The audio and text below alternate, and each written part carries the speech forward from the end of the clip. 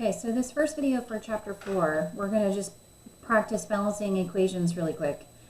So when we follow the law of conservation of mass, we want to kind of think about the arrow as almost like an equal sign. So I need the same number of silicon atoms on both sides, the same number of oxygen, same number of hydrogen, same number of chlorines. And when we go to follow the law of conservation of mass and balance the equation, often there's not a perfect way to do that. You know, like where do you start? It'll always work if you do this. There's not really that case, but I will say that if you have a polyatomic ion that stays a polyatomic ion the whole way through, just balance that as a unit rather than breaking up all the different elements in the polyatomic. And then the other thing I would say is if you have an element that is in two places on one side and on one place on the other side, I usually save those for the end. So when I'm looking at this first equation here, I've got SiCl4,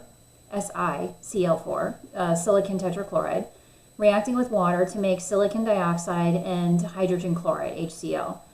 And everything here goes from one place to the next, right? So like silicon's in one spot on the reactant side, one on the product side. Chlorine from one spot to one stop. So this one should be maybe a little bit easier, but of course we can always see how that works.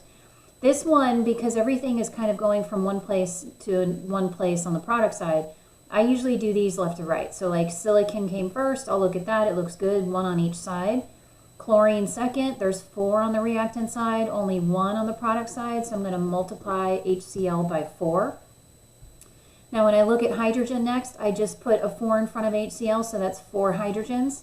I only have 2 hydrogens on the reactant side, so I need to multiply that by 2 to get 4. And now that 2 in front of water gives me 2 oxygens, which matches the 2 oxygens on the product side. So that one wasn't too bad, right? Next one, I've got phosphorus pentachloride reacting with water to make H3PO4 phosphoric acid and HCl, hydrochloric acid. And the only thing I would say here is to do hydrogen last, because of course it's in one place on the reactant side, but 2 places on the product side. So if I just look at phosphorus first, it looks good, 1 on each side. Now with the chlorine, I've got 5 on the reactant side and only 1 on the product side. So I need to multiply the HCl by 5. That takes care of the chlorine. The next one, I'll look at oxygen. There's only 1 oxygen on the reactant side, but 4 on the product side. So multiply the water by 4. And then hopefully the hydrogen is also balanced now. I've got 4 times 2, 8 hydrogens in the water on the reactant side, 3 of them in the phosphoric acid, and another 5 in the HCl on the product side. So that equation is now balanced as well. For the next one, I've got calcium oxide reacting with Tetraphosphorus Deca oxide to make calcium phosphate. And again, I would suggest oxygen at the end, right? It starts in 2 places, goes to 1 on the product side.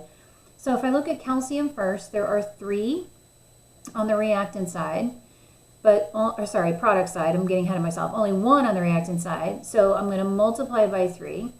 Now if I look at phosphorus, I have PO4 followed by a subscript of 2, so distributing through the parentheses, that means I have 2 phosphorus, but on the reactant side I have 4, P4, so I'm going to have to multiply the calcium phosphate on the product side by 2 because now I have 2 times 2, 4 phosphorus to match the 4 on the reactant side. Now, as I put that 2 in front of calcium phosphate, that obviously changes my calcium now, right? 3 times 2 means I have 6 calciums. So going back to the reactant side and putting a 6 in front of calcium oxide. So at this point, my calcium is balanced 6 on both sides. My phosphorus is balanced 4 on both sides. So really, hopefully, I'm hopeful that oxygen is also good. So I've got 8 oxygens, 4 times 2 in the phosphate, times 2. So for the oxygen, I have 4 times 2 times 2. So I have a total of 16 oxygens on the product side. On the reactant side, I've got 10 in the Deca oxide, plus another 6 in the calcium oxide. So 6 plus 10, there's my 16. So oxygen is now balanced. So sometimes you do have to, start with a coefficient and then go back and look at it. Just make sure that if you feel like you've got an element balanced and then you have to put a coefficient in front for a different element to get it balanced, go back and check that whatever that coefficient did to everything in the compound. Now the next one, I've got iron 3 chloride reacting with sodium hydroxide to make iron 3 hydroxide and sodium chloride. And this is where that polyatomic ion comes in, where we can balance that as a group. Now in this case, I will go looking at iron, 1 on each side. I have 3 chlorines on the reactant side, Cl3. So in front of the NaCl, I'm going to put a 3. All right, now if I look at sodium next, there's 3 sodiums now on the product side. So in front of NaOH on the reactant side. That gives me 3 hydroxide groups, and that balances with what I have on the product side. Last one here, I've got barium nitrate with aluminum sulfate to make barium sulfate and aluminum nitrate.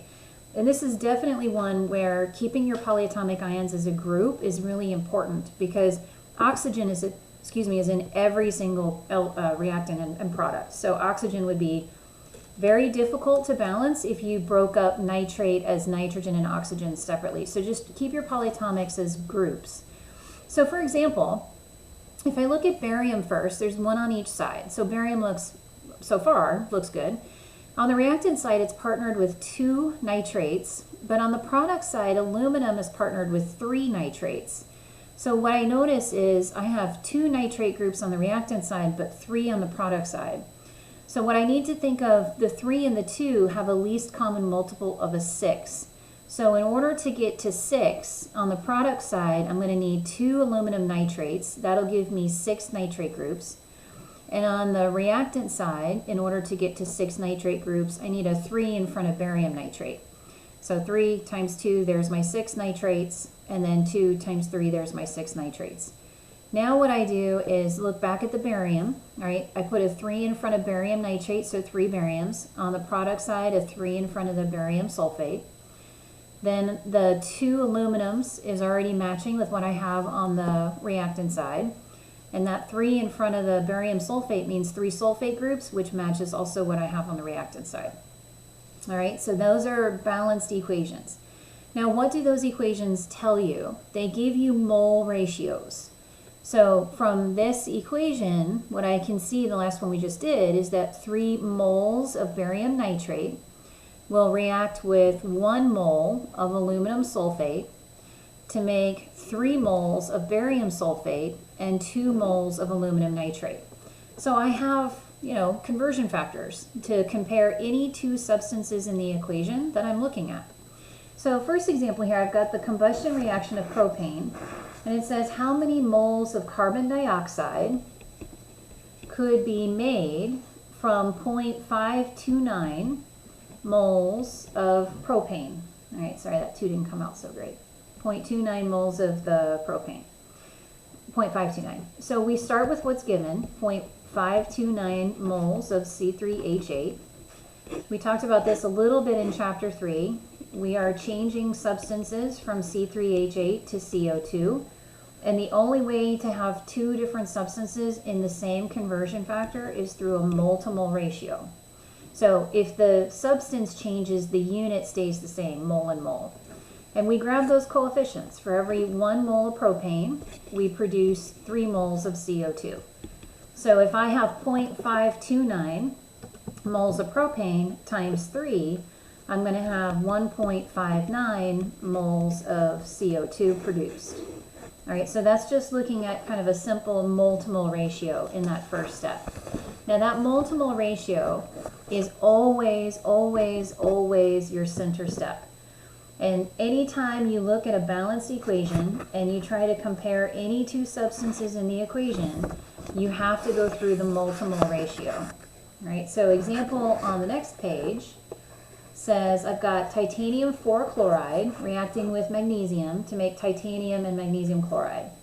How many grams of magnesium, all right, are required to convert 83.6 grams of titanium 4 chloride to titanium metal? So what I'm looking at here is, okay, I've got 83.6 grams of TiCl4.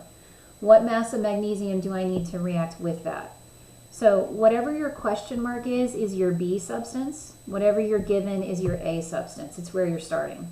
So if we draw a little flowchart here, we've got mass of A, the titanium 4 chloride. As I mentioned, your first job is to always go to moles, because in order for you to convert A to B, you have to go through the mole to mole ratio. That's always, like I was saying, that is always your center step. Once you get to moles of magnesium, you can get to grams of magnesium, all right? And that conversion between moles and mass, that's the molar mass from the periodic table that we used back in the last chapter. All right, those are the mass numbers from the periodic table. So I'm going to need some conversion factors here. First thing I'm going to need molar mass of TiCl4. So if I look at my periodic table, titanium 47.88, chlorine is 35.45, but because of the subscript of 4, right, there are 4 of those in the compound. So 35.45 multiplied by 4 and then added to 47.88, I get a molar mass of 189.68 grams per mole. The other molar mass I'm going to need here is the magnesium. That one's easier. It's just the atomic mass. It's 24.31. So I have my conversion factors I need, right? Those are always the conversion factors, the constants from the periodic table. We start with what we were given. We had 83.6 grams of TiCl4. In my first conversion, you always go to moles first. So 1 mole of TiCl4 is 189.68 grams. That's what the periodic table tells us. Then the center point is always that mole to mole ratio from the balanced equation. Every time I use 1 mole of TiCl4, I need 2 moles of Mg. So that's just the coefficients from the balanced equation. And then for each mole of Mg, it should weigh 24.31 grams because that's what the periodic table tells us. So on this, it usually goes really well for students, but the one thing I notice is if there's a coefficient in front of the substance, students sometimes want to factor that in to the molar mass, and you don't want to do that. The coefficients in front come into that mole ratio step, and then that's it. It's already factored in. You don't have to do it again. So I'm going to take the 83.6, divide it by 189.68, times 2, times 24.31, keeping 3 sig figs, I get 21.4 grams of magnesium. So that would be the mass of magnesium I needed to react with 83.6 grams of TiCl4. Another equation here, we've got the combustion reaction of octane, and we want to know how many molecules of carbon dioxide could be produced from 225 grams of the octane. So let's look at the flow chart here. We're still starting with mass of A. The octane is our starting point. We know first, always, no matter what, go to moles, because then I can convert moles of A, moles of B. And then after that, we want to get to molecules. So if I kind of compare this to the flow chart we had above, everything looks pretty much the same until that last step there. All right, once you get to moles of B, you can go molar mass to get to grams of B, or in this case, to get to molecules, that's where we're going to use Avogadro's number. So when you look for your conversion factors that you need, the only time you need molar mass is when you're given grams or you're asked for grams. So the fact that I was given a mass of octane means I need the molar mass of the octane. But I'm looking for molecules of CO2, so I don't need the molar mass. I'm looking for Avogadro's number instead. So I have 225 grams of C8H18. 1 mole of C8H18 is how many grams? So on the periodic table, 12.01 for carbon taken 8 times, added to 1.01 for hydrogen 18 times. So I get 114.26. Mole ratio comes next. For every 2 moles of C8H18, I make 16 moles of CO2. And then for every mole of CO2, I have 6.022 times 10 to the 23rd molecules. All right, so that'll get me to my molecules of CO2. So I'll take the 225 divided by the 114.26 times 16 divided by 2, and then times Avogadro's 6.022 times 10 to the 23rd particles. And 3 sig figs, I get 9.49 times 10 to the 24 CO2 molecules. So that would be the amount of molecules of CO2 I could make from 225 grams of propane. So in both of those examples that we just did, we were only going from one substance to one substance. And notice it could be any two substances in the chemical equation. So if I go back up here just a second, in the first example, we went from a reactant to a reactant. That was okay, right? We wanted to know how much of that second reactant we needed. In the second example, we went from reactant to product, right? That's another possible calculation. But in all of those, we were just going from 1A to 1B, right? And that doesn't always happen. So in the next video, I'm going to look at limiting reactant problems and show you how that looks different.